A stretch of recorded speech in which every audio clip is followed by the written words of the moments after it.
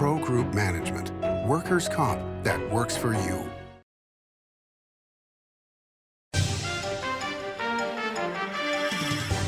Welcome to Nevada Newsmakers. On the broadcast today, we're talking about Mobbed Up, the podcast with Geoff Schumacher. He's Vice President of Exhibits and Programs for the Mob Museum, here for the whole show on an all-new Nevada Newsmakers.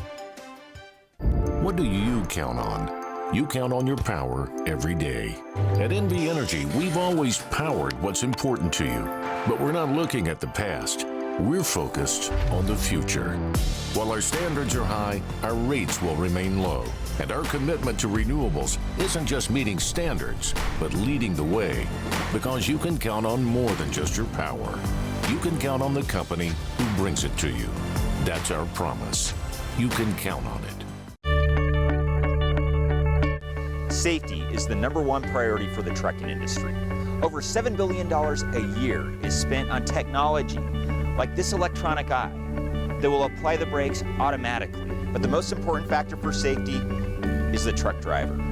These hardworking men and women who safely move over 70% of our nation's freight and 94% of Nevada's. We thank you because trucks move America forward.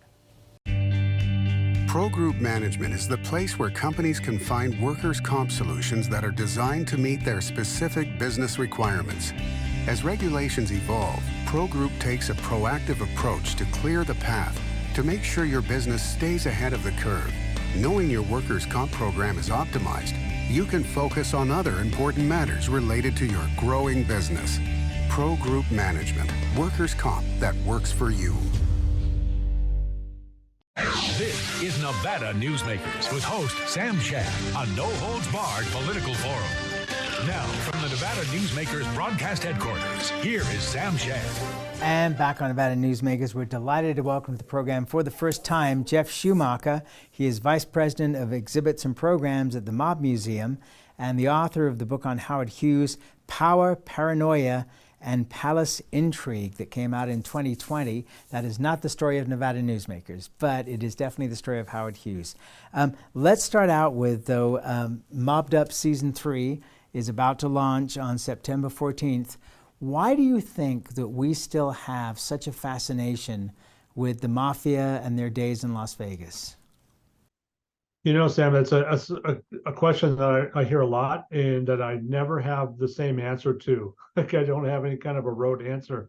I think people's fascination with the mob relates to sort of the sophistication of the crime that they tend to commit, combined with the audacity of what they're doing, right? They're involved oftentimes in political corruption.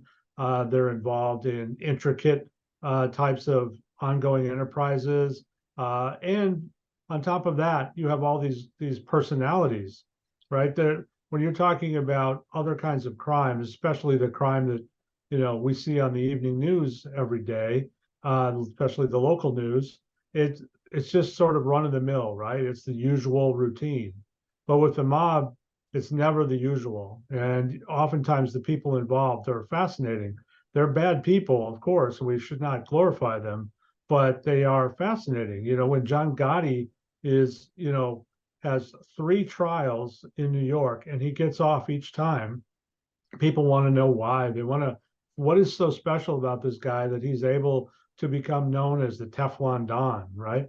Al Capone, in Chicago back in the 20s, became a celebrity to the extent that he held press conferences, right?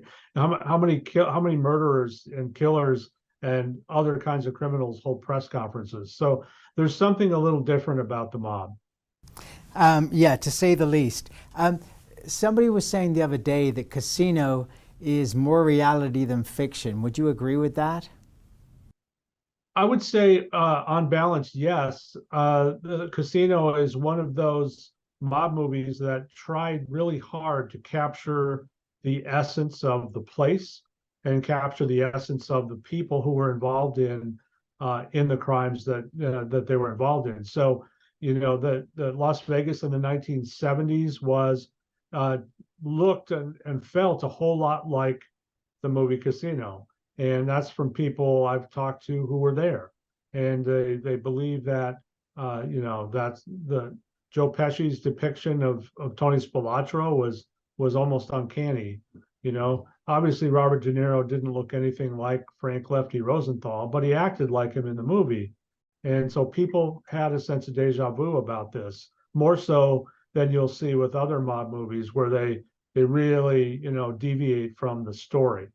Now, that's not to say that Casino is a perfect representation of what happened, because different characters were involved, and there was a lot of cases where 3 or 4 or 5 different people were condensed into one character in the movie. The timelines are a little bit off, but in essence, it's accurate. I remember when I first came to Nevada in the late 70s, Lefty Rosenthal's TV show was on Channel 8, and in those days, TV Guide covered the whole state. So, we didn't have that many TV stations, and it was mind-blowing that this guy had his own TV show and could say pretty much whatever he wanted. That is such an unusual part of the mob story in Las Vegas. Lefty Rosenthal was someone who really wanted to be respected. He wanted public respect. He wanted public admiration. And he also wanted to thumb his nose at the authorities. And the way this manifested for him was through putting on his own TV show, his talk show, like a Johnny Carson show. And it was not well done, but he brought on big stars because of his clout, his influence. He was able to bring, Frank Sinatra on to appear on his show, for example. And he had a great, environment in which to do the show, which was in the Stardust. So it's just it's a very strange situation. He ultimately paid for it by being placed into the black book and was excluded from casinos. He ended up leaving Las Vegas in the 80s, never to return in any capacity. And so there was a price to pay, but for Lefty, I have to believe he just absolutely gloried in having his own TV show. Oh, yes, I'm sure he did. Now, of course, you come from a newspaper background. I first came across you writing a column every Sunday in the Las Vegas Review-Journal. And journalists have played a large role in this story. Ned Day, for those that don't know, share a little bit about Ned Day. Yeah, Ned Day was probably the first journalist in Las Vegas to really take on the mob, to really become a thorn in their side. And he started writing at the Valley Times, which was based in North Las Vegas. It was the smaller of the papers here. We had 3 at the time: the Las Vegas Sun, Las Vegas Review-Journal, and Valley Times. And Ned started at the Valley Times, and he really made a name for himself and made some enemies too within both the mob and law enforcement. He was kind of an equal opportunity critic. But then he moved on from Valley Times to the Review-Journal and to Channel 8, where he continued to continue to expose what the mob was doing in Las Vegas. And the way Ned accomplished this was by developing sources, kind of a foreign concept these days, sadly. But he would go to bars where mobsters would hang out. He would go to nightclubs. He would go to restaurants and meet with people. And he sort of had the shoe leather ethic of going out and getting these stories where no one else was pursuing them.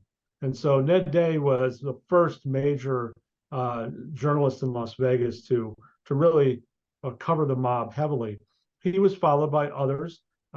George Knapp was he was a mentor to George Knapp, who's now still at Channel 8. Gwen Castaldi, television journalist. Jane Ann Morrison at the Review-Journal. Jeff Gehrman at the Las Vegas Sun, and many others who just decided this was a beat. This was big enough to just be something that we could cover on its own. And fearlessly. Well, that's right. It was brazen, right? I mean, think about it. You're you're writing about people who could blow up your car, as was threatened with Ned Day. They did blow up his car. Fortunately, he wasn't in it. So yes, it was brave, it was brazen, and fearless, and there's a lot to be admired there. Yes, and you work with Jeff German, and as I mentioned the other day on this program, this is the 1-year anniversary of his murder, and we want to recognize that. But you got to work with him on the Mobbed Up series on season 2, correct? I did. Well, and first I worked with Jeff for about 10 years at the Las Vegas Sun, and I was the city editor, and he was a reporter and a columnist for the Sun, and so I got to know him pretty well. After I left the Sun and moved on to other things at the Review Journal and elsewhere, Jeff and I kind of lost contact, but we came back into contact when we worked on Mobbed Up season 2, which brought us together again. He had been assigned to lead the effort to put that together at the Review Journal, and the Mob Museum being a sponsor, I was involved on this side, and we worked very well together. It's just like no time had passed, and put together I think an excellent program, an excellent series of programs that focused on the mob's involvement with the Aladdin Hotel in the 1980s. And Jeff just did a masterful job of bringing together sources people who were there, who maybe might have been reluctant to speak back in the 80s when all this was going on, but in the 21st century, they were really opened up. And I strongly encourage anybody, even remotely interested in Las Vegas mob history, to check out Mobbed Up season 2, because you'll learn a lot.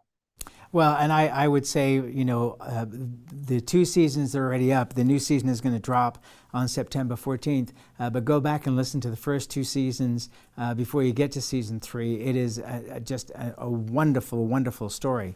The Goodmans, 25 years of mayoralty by the time Carolyn Goodman finishes up next year. That's a story in itself. Well, you know, really, and you're talking about Oscar in particular, there's 2 lives there, right? There was his life as a mob defense attorney when he, was as prominent as a defense attorney in the news as he was as mayor. He was in the news all the time, defending Tony Spilotro, defending, Lefty Rosenthal, defending really any kind of mob figure in Las Vegas. They would go to Oscar to defend them in court. And then when he was elected mayor, he kind of turned his personality and his charisma to a new purpose and helped to really revitalize downtown Las Vegas, including the development of the Mob Museum, as well as other places like the Smith Center for the Performing Arts, which is just an outstanding facility, the Neon Museum, Fremont Street, Fremont East, as they say, which are all of the clubs and restaurants and stores and so forth to the east of the Fremont experience. That all happened during Oscar's tenure. And then Carolyn was elected after he was term limited, and she has followed his footsteps and continued the development of the city. So it's very unusual, I think, to have one family elected mayor essentially for 25 years, but it's been almost completely free of controversy, and they've only done good things. Well, one of the controversial items was said on this program with Oscar Goodman and myself when he talked about cutting off the thumbs of taggers because he was very irritated about what was going on with some new freeway walls that have been put up, and that story went around the world, literally. No, you're right about that. Oscar, when I was thinking about, controversy, I was thinking about corruption or something like that. But yes, Oscar in particular, very outspoken. He advocated for the legalization of prostitution in Las Vegas. And he, as you said, he had very little tolerance for taggers. He had very little tolerance really for the homeless and their encampments around the city. So he was very outspoken about some of these things, and it got him into some hot water here and there. But what he kind of revealed was a little bit of that sort of John Gotti Teflon nature. It only, in some cases, when he was controversial, it only made him more popular. Yeah, to say the least. One of the things that I thought was fascinating about the origins of the Mob Museum was to give it credibility all the way around. The first person to head up the board was the former FBI director, in Las Vegas. I thought that was fascinating. And Oscar is responsible for that. He brought in Ellen, who had just retired as the FBI special agent in charge of the Las Vegas field office, and he called her and said, "We need your help. We need to sort of balance out myself. We need somebody who's going to advocate for this museum, who has the stature and the credibility that you have." And so she agreed to come on, and it was that combined with sort of the when people started to understand what the museum was going to consist of, that really has returned. People said, well, maybe these guys are actually going to do it well. It's not going to be a monument to Oscar. It's not going to glorify the mob. It's going to be done right. And really, the decision to bring on Ellen helped to make the point that it's the story that the mob museum tells is about the mob, yes, but it's equally about how law enforcement responded to the mob, how law enforcement ultimately took down the mob. So yes, that was definitely a turning point for us. And I have to tell you that I interviewed Ellen Knowlton at the time, and when she was still with the FBI, along with the U.S. Attorney at the time. And that was the toughest interview I ever did, because every question I asked her, she said, "I cannot answer a question connected to an ongoing investigation." And luckily, the U.S. Attorney saved my butt by actually being able to answer, because otherwise that was going to be a very long half hour. Well, let's take a break. We'll come back much more with Geoff Schumacher after this timeout. Like a traditional handmade basket, retail is woven into the fabric of life in Nevada. From big box to mom and pop, retail supports our communities in countless ways. Jobs for the disabled, team uniforms for kids, help for the elderly, and so much more. Retail employs over 1 in 10 workers. Retail supports Nevada, and we support retail. RANNV.org. The Nevada Builders Alliance has been protecting the interests of the construction industry for over 50 years. Our programs save members thousands of dollars every year and allow them to provide much-needed benefits to their employees. Our industry also allows Nevada to grow. If you're thinking about a career in the construction industry, reach out. And if you haven't thought of a career in construction, what are you waiting for? We are the Nevada Builders Alliance. 7 at 7 is a newscast built for your smartphone. It's a 7-minute newscast available every weekday at 7 a.m. and 7 p.m. at lvrj.com. We don't waste your time, and we give you the day's top stories. We at the RJ have noticed some similarities between us and a certain BTS character, RJ. Plus the latest in Las Vegas business, weather, health, and entertainment news. 7 at 7 streaming now on your smartphone. It's the $100,000 Cash is King Progressive giveaways at Carson Valley Inn. Giveaways every Saturday with a Progressive up to $20K and $15,000 in guaranteed grand prize giveaways. There's another 100,000 reasons to play and win at the Carson Valley Inn. This is Nevada Newsmakers.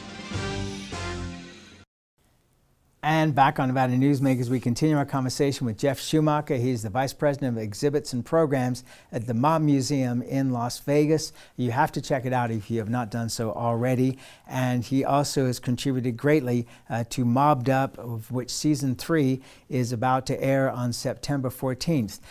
In addition to all of this, back in 2020, you wrote a book called Power, Paranoia, and Palace Intrigue about Howard Hughes. Now, having watched The Aviator multiple times, I feel like I have learned a lot about Howard Hughes. What was right about that movie, and what did they get wrong? Well, so one thing that's interesting about The Aviator is it was somewhat of an inspiration for me to write the book that I wrote.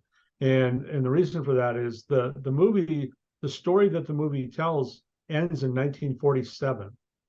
And so it just tells really the first half of Hughes's life. And so what I wanted to do was write a book that focused on Hughes's involvement with Las Vegas and with Nevada. And so that's what the primary focus of my book is all about him coming here in the 40s and 50s. He buys land here. He kind of uses Las Vegas as an escape hatch for him. And then when he returns in the 60s, he starts to buy the casinos and, Channel 8 and airports and everything else, mining claims all over the state. So none of that is actually addressed in The Aviator. But what The Aviator gets right is, keep in mind, the same director as for Casino, right? So yes, Martin Scorsese. So he does make an effort to be accurate. And in the case of The Aviator, I think they do kind of an amazing job of exhibiting Hughes's eccentricities, and maybe they're a little exaggerated here and there, but he definitely was a germaphobe. He definitely, had all kinds of obsessive compulsive things that he was doing at that time. And then they showed the plane crashes that he was involved in, and even at the time of the making of that movie, they didn't really know about head injuries and how those things can affect people. There's a growing belief now that, Hughes was involved in so many accidents where he hit his head that it's almost like a football player, right? Well, after they retire, they have some problems.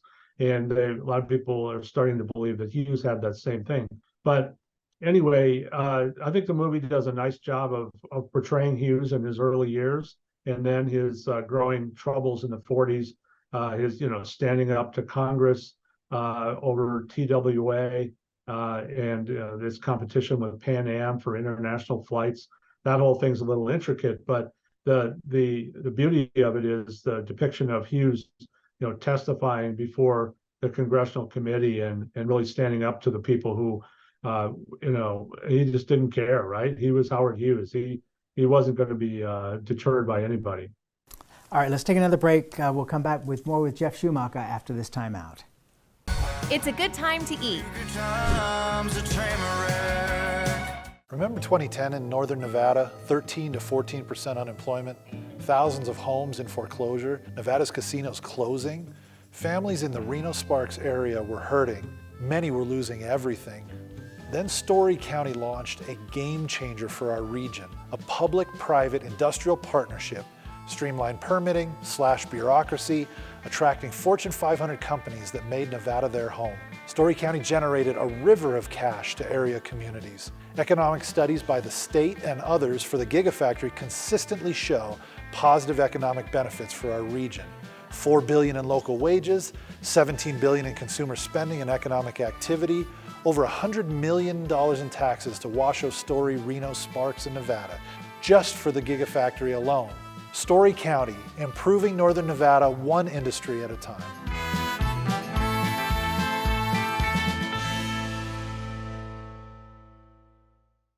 It's a good time to play. As you know, Reno is booming. Toll's development company is helping it grow with insightful design and development, building community with every project, adding beauty, adding excitement, emphasizing our shared humanity. Reno is becoming bigger. Toll's development is helping it become better, more livable, more enjoyable. To learn more, go to tollsdevelopment.com. tollsdevelopment.com. It's a good time to win. For 50 years, Nevada Heating has been keeping people comfortable in their homes. At Nevada Heating, call the Do It Right guys and get the air conditioning back on today. That's the Nevada Heating way.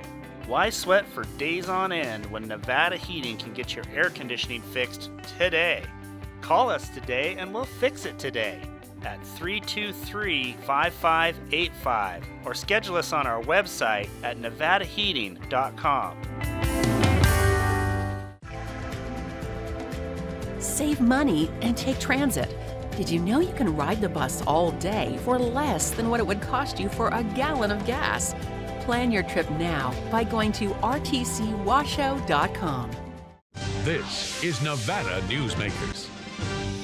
And back on Nevada Newsmakers, we continue our conversation with Geoff Schumacher. He is the Vice President of Exhibits and Programs at the Mob Museum in Las Vegas. He's also the author of Power, Paranoia, and Palace Intrigue, which is still available. If you go to Amazon.com, you will be able to buy a copy of that book. I plan to myself. And it's about Howard Hughes. One of his lasting legacies has to be Summerlin. Yeah, no Tell question. me about that. Summerlin is the largest master plan community in Las Vegas. It's one of the largest master plan communities in the country. And what's really interesting about that is that when Howard Hughes was alive, he never in a million years would have thought about, building houses, building shopping centers, building libraries. It wasn't his thing, right? But he held on to this land, which he planned to use for Hughes aircraft. This is on the west side of the Las Vegas Valley. He had acquired the land in the early 50s, and he wanted to move Hughes aircraft to Las Vegas, which sounds cool, except that all his engineers and everyone else at Hughes aircraft protested and said, not a chance in the world you're going to send us out into the desert. And Las Vegas was a lot smaller place back then. And so he ended up not moving Hughes aircraft, but he held on to the land. And after he died, his heirs saw an opportunity to turn that into Summerlin, which is still growing today, and is one of the preeminent places to live in Las Vegas. Well, that's where we have to leave it. Geoff, I have thoroughly enjoyed this conversation. Thank you so much for doing it, and please come back. Thank you for having me. I'm happy to do it. Thank you, and we'll be right back. Big R in Sparks is located on Bering Boulevard next to Smith's and across from Reed High School for workwear and everyday wear, evaporative coolers, outdoor living, Weber's, Traeger's, and Lodge. Fill your propane tanks here. Big R on Bering Boulevard in Sparks next to Smith's and across from Reed High School. Big R. Hardware, clothing, and a whole lot more. Imagine a magical garden that feeds Carson City's hungry and homeless, teaches our high school students agriculture, creates hanging floral displays to beautify downtown, and yet charges nothing. It's not magic. It's the Greenhouse Project. It's real, it's growing, and it needs your help.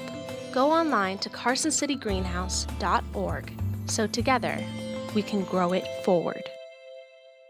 Southwest Specialties has been making the homes and businesses of Nevada beautiful for more than 20 years. Their experienced designers and craftsmen create the walkways, backyards, water features, and a variety of outdoor cooking areas that add curb appeal and value to your investment. Call today or visit them at their website and see how they can make your outdoor spaces special. Southwest Specialties, creative, distinctive, beautiful. Modern boutique Ahern Hotel and Event Center sits at the heart of the Las Vegas Strip. 2 floors of meeting and event space are ideal for groups and conventions. Stay in one of 200 luxurious rooms and suites. Brand your event throughout the property. Flexible event spaces make for easy planning and personalization. Take over the entire hotel with a full buyout option. Thanks for watching Nevada Newsmakers. You can always watch Nevada Newsmakers 24 hours a day by downloading the audio or video podcast, watching us on YouTube, or just go to the website, NevadaNewsmakers.com. We'll see you on the next broadcast.